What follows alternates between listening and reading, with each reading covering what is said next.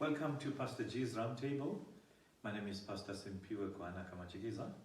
Thank you so much for joining us on this episode. It's exciting. We're going to be talking to a young South African lady who has a lot to share, something that's going to help you with quite a lot of things. She's going to be talking about perseverance. She'll be talking to the issues of focusing as a young person. She'll be talking about also courage and her faith. So it's going to be a very wonderful moment. Please make sure that you subscribe on our socials and make sure that you subscribe on this video. And thank you so much for joining this podcast, and always make sure that you are part of all the programs that we do. We are conversing about anything and everything. Thank you for joining us, and welcome to Nasiphi. Can you tell us more about who you are and where you come from? And we'll then delve deep into more information as we continue with our program. Thank you, Pastor G. I'm Nasiphi Ntshinka. I'm from Ngamakwe. I currently live in Kansas East, in East London. I have an older sister. That's it. We are only two. Only two of you? Yes, that's Okay. only two of us. I am a social work graduate from Forte.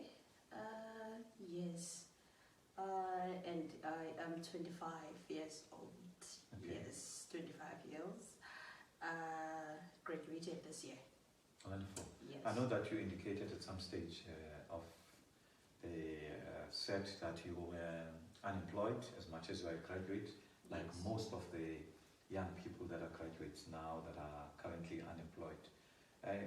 Okay, if we were to zoom into areas of focus in terms of our discussion, I know that you've got some childhood memories which I know are similar or familiar to many that are listening and that are watching, that you would want to share, and then we'll delve deep into those in terms of how they affected your life and where you are right now. Thank you for that question. Yes, growing up, I had some challenges. Firstly, I don't have a father. I don't know him, and I have never seen him. So yes. And my mother, unfortunately, she passed away in 2021. She was also a distant parent. She was married, so we had a stepfather. But she was distant, she was there, sometimes not. Yeah. But for me, I just appreciated whatever she gives. Naturally, I'm like that. I appreciate whatever I have. And at the moment, I just accept the situation, because sometimes it's like I don't have a control over the situation. Yeah. I cannot force them to be in my life. I cannot force them to be present, and I cannot force them to love me the way I want to, right? Everyone has an expectation, but you cannot expect to be them to be fulfilled. Yeah.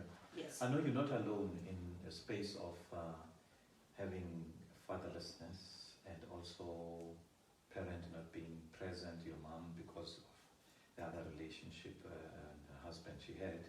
And many young people are going through that. Yes. And I'm sure with this conversation, you're going to be helping a lot of young people that are going through the same, that are still going to go through the same, Yes. in terms of assisting them coping as you had coped. Because Yeah. we're going to be talking about your coping strategies. How did you survive under those circumstances to be where you are now? Most of the young people who go through what you've gone through tend to end up giving up on life and say, my mom's in there, I've never met my father, why should I be concerned? And then they dig into all kinds of wrong things, drugs, alcohol, and you name it. But Yes. you have persevered, as we indicated initially, that you have persevered in the midst of all the things you had. You took a decision. What are those decisions you took in life and that never made you to give up on life? Right, thank you. Firstly, I have my grandmother, which is my My grandmother is my mother's mother, right? Yes. So she always has been there for me throughout. She support me. She's always there. So that what keeps me going, because the little support I have is what gives me hope. Yes. And also there are always people who are willing to help. You just have to accept the help that you are given at the moment, and you have to survive it all. You have to know who you are. Yes. By that I mean you have to check your background. You have to check what you have and what you don't have. That keeps you going, because you know who you are. Yes. In order to survive, you need to know who you are. You don't need competition. You don't compare yourself with others. You just keep going with whatever you have. Yeah. You, in order to have something, you have to keep going so that you can grab whatever you get in the way. I know someone watching and listening now, right now would say, I can confirm what she's saying. She's really talking to me. I haven't been brought up by my own parents. I've been brought up by a grandmother, and I'm sure someone is saying that right now, and saying, indeed, those are the people we cherish in life, because God appointed them to make sure that they are the ones that will take that baton of making sure that they take you where you're supposed to be.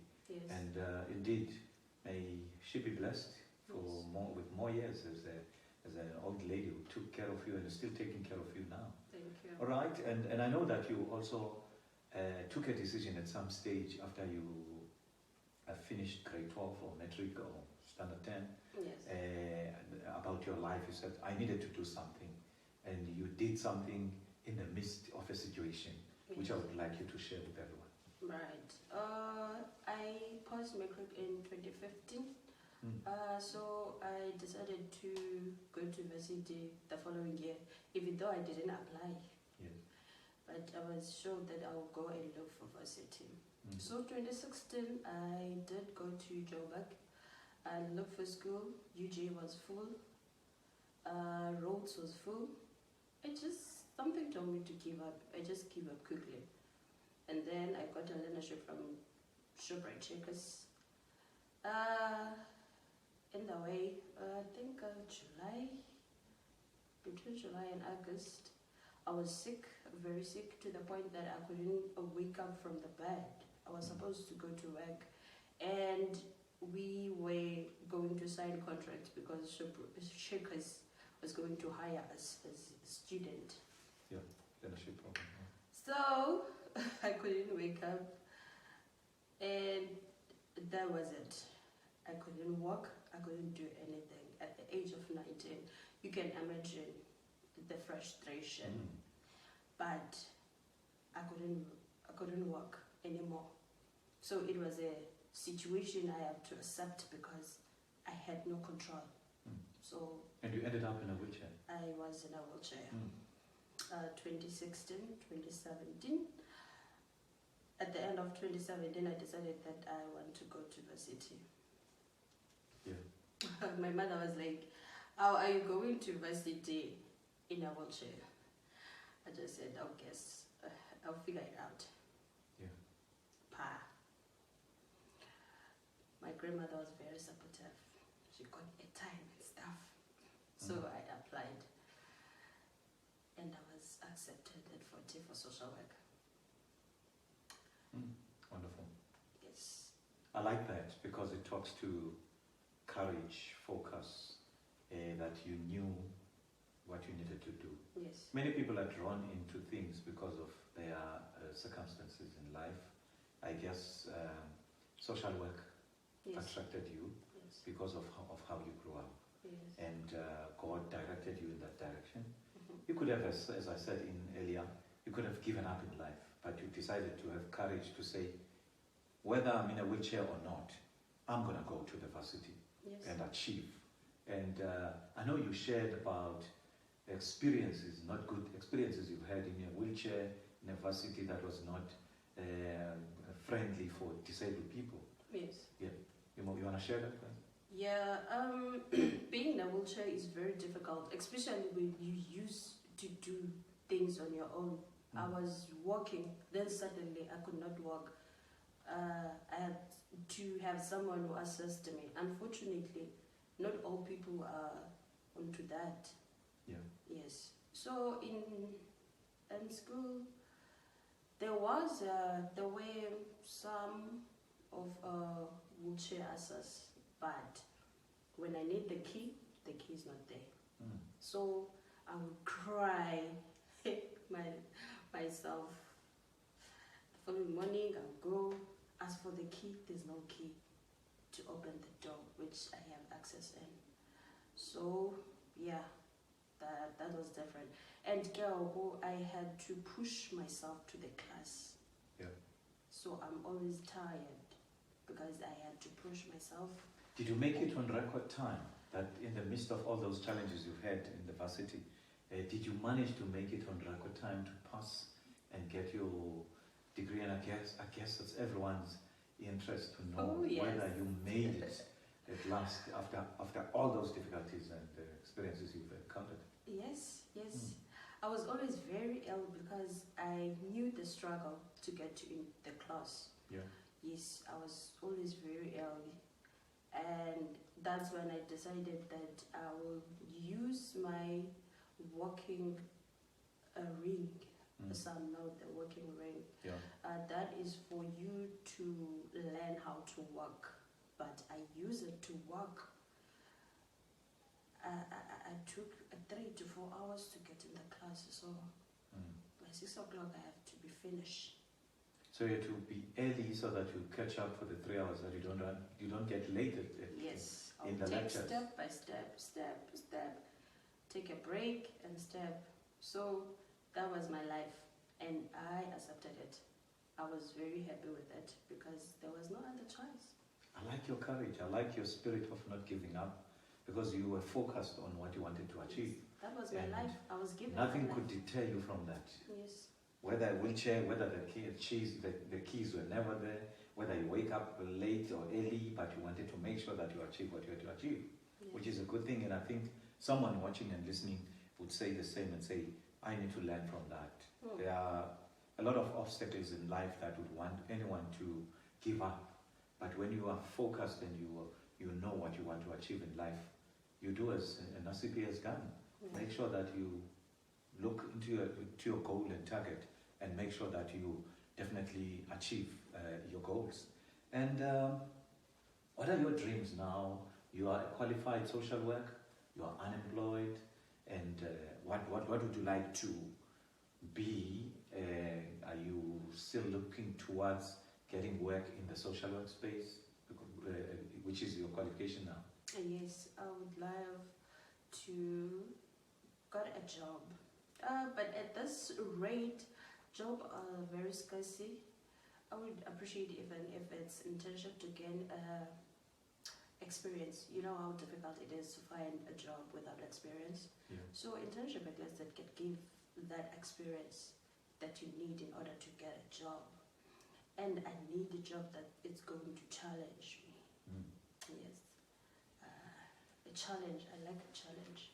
Now that you're talking, someone watching and someone listening is saying, I would like to give a helping hand to Nasiphi for what she had gone through and what she had achieved. And you will contact us if you feel God is talking to you to say, I need to help her. I must make sure that she gets where she's supposed to be. She now walks on a crutch. She is no more on a wheelchair. That's this mind of saying, I will get up one day and be who I am supposed to be. That's great news, because she's not bound in that wheelchair, and not anymore. And that's why she's looking for a job that's challenging, so that she can be able to be who she is. Subscribe and make sure that you follow us. And if you need more information so that you can get in touch with her, make sure that you do that. All right, and then what kind of words would you like to leave for the young people that are out there in terms of how they should be looking forward in life? Yes, thank you. As I said before, in order to survive, you need to be strong. And in order to be strong, you need to know who you are.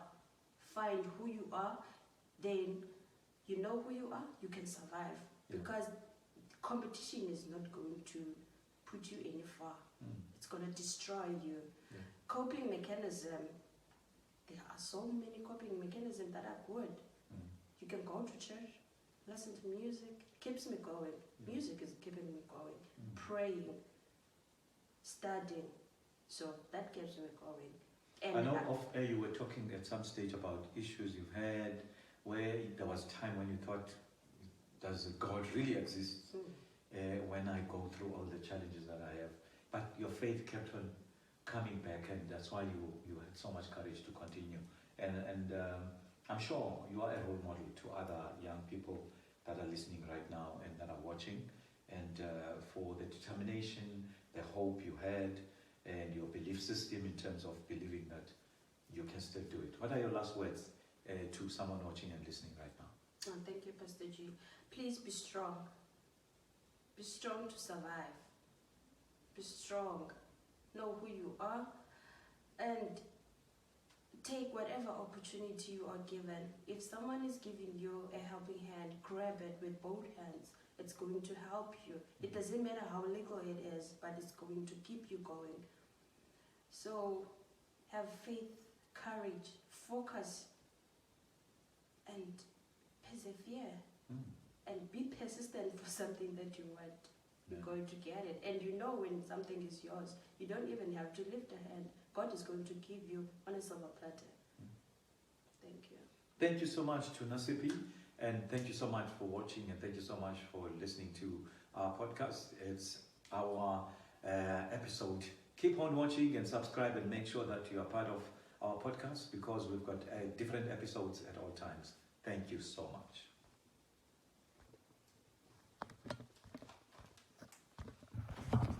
How many minutes was that? Do you still have it?